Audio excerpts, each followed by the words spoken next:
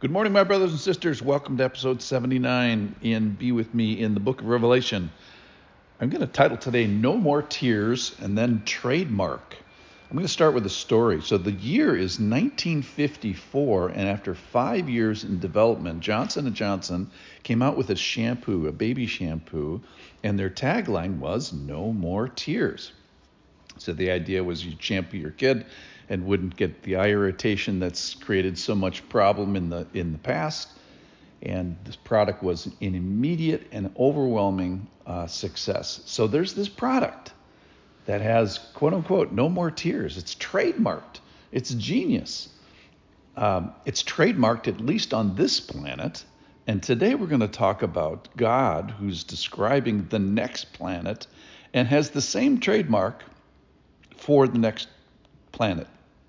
Now, a trademark is something that characterizes and describes your product kind of to the exclusion of all others, and no one can even legally use the words in association with their product. So what about such a product could we have that could apply for all eternity? So think about this. Think about something that's made you cry. And the long and short of it is our world has a tear problem. Now, tears are just the endpoints. Tears are our sentinels that point us to the sources of our tears. So I want us to think about our tears today and specifically the sources. So what was the last thing you cried about? Was it a loss or a mourning or a pain or a death or frustration or relational angst or maybe a failure or some sort of inadequacy or a disappointment in ourselves of failure to live as we had hoped or relational disharmony or unkindness or maybe even evil? Or hopefully maybe they were tears of I'm sorry tears, maybe even repentance tears. So whatever the source, God, the point of today, or one of the points, is that God is serious about that part of your life. In fact, he's gone to great trouble to offer a fix for that problem. He's gone to great trouble to make a place for that problem, and a person himself, relationship with him, and then a process to sort of get out of this problem. Listen in here. This is Revelation 21. Then I saw a new heaven and a new earth. For the first heaven and first earth had passed away, and the sea was no more. I saw a holy city, the new Jerusalem, coming down out of heaven from God, prepared as a bride adorned for her husband. And I heard a loud voice from the throne saying, Behold, the dwelling place of God is with man. He will dwell with them, and they will be his people, and God himself will be as their God. And here's the verse for today. Verse 4. He will wipe away every tear from their eyes, and death shall be no more, and there shall be no more mourning or crying or pain anymore, for the former things have passed away. So think again, what is your great sorrow? And whatever that was, it obviously affected you greatly. It affected you to the point of tear. Well, here's the heads up. Whatever the source of that problem was, that can be solved permanently, and so much so that is actually the tagline of the place, the heaven that he says. It's a heaven with no more tears. There's no place like it. There's no other product, if you will, like it. So what is heaven going to be like? In short, your heaven, your tear problem will be solved.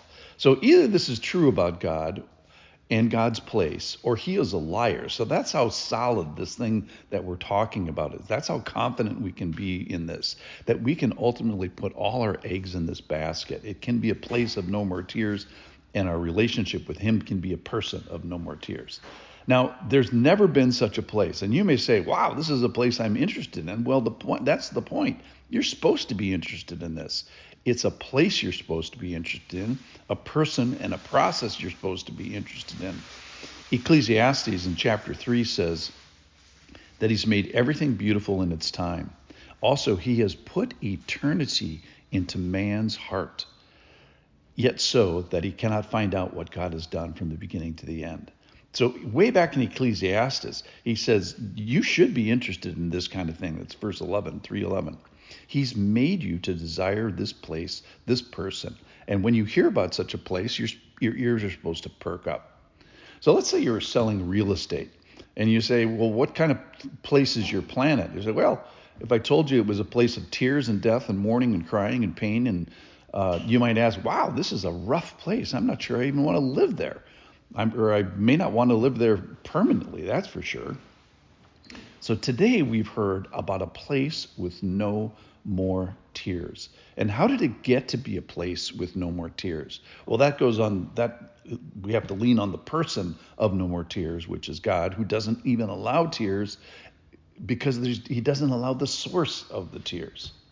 So in conclusions, let's think about this no more tears shampoo. And it's such an attractive thought just to be able to get through one single tubby time with one single person, little small child, one activity, and just to be able to get through that without tears. Well, what if we could compare that to a product, a place that could apply for all eternity?